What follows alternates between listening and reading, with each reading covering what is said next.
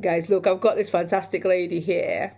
She is an expert in all about like metabolism, how your body breaks down sugar and things like that, and your hormones and how it all mixes up. And she's got this whole research done on diabetes and stuff. But do you know what? She scared me the other day, and she started talking about fatty liver, because obviously I'm on the thicker side. So we think about things like that all the time. So our lovely doctor expert here, why should we be worried about fatty liver? Well, there's several reasons we should be worried. At the moment, 1 in 3 adults in the world have too much fat in their liver. That's like 30% of people, right? That's a lot of people. That's a lot of people. And we think as more people get diabetes and as more people have obesity, these numbers are just going to rise and rise.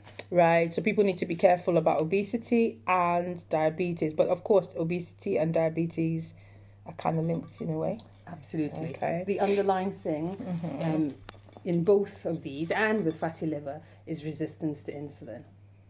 But this resistance to insulin, we hear a lot about it. What is it really? So insulin does a lot of things in our bodies. It actually helps us to use the energy that we take in.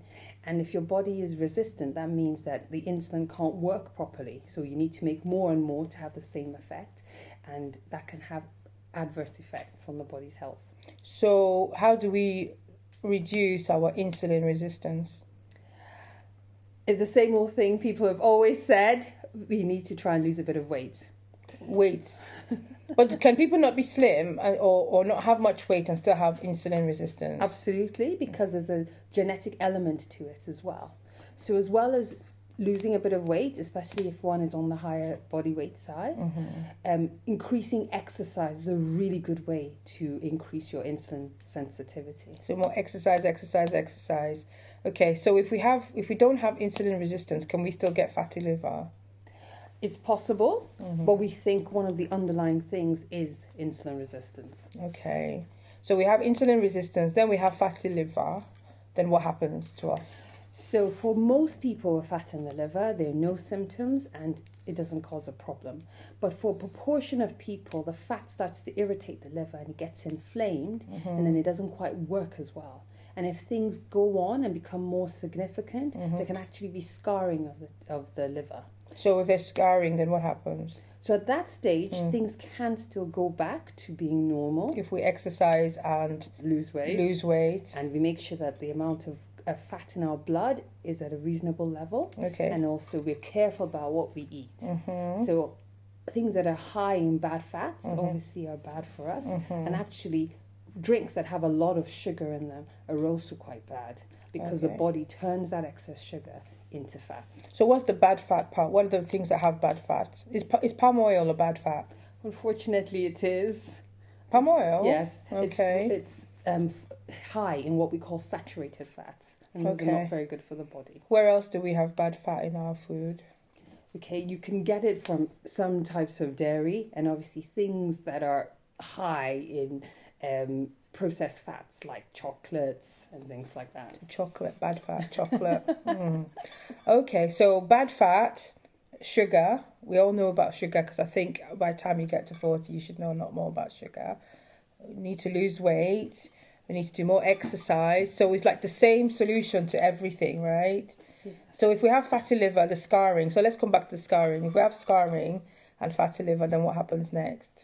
So if things progress further, then the liver actually stops working properly, and we call that liver failure.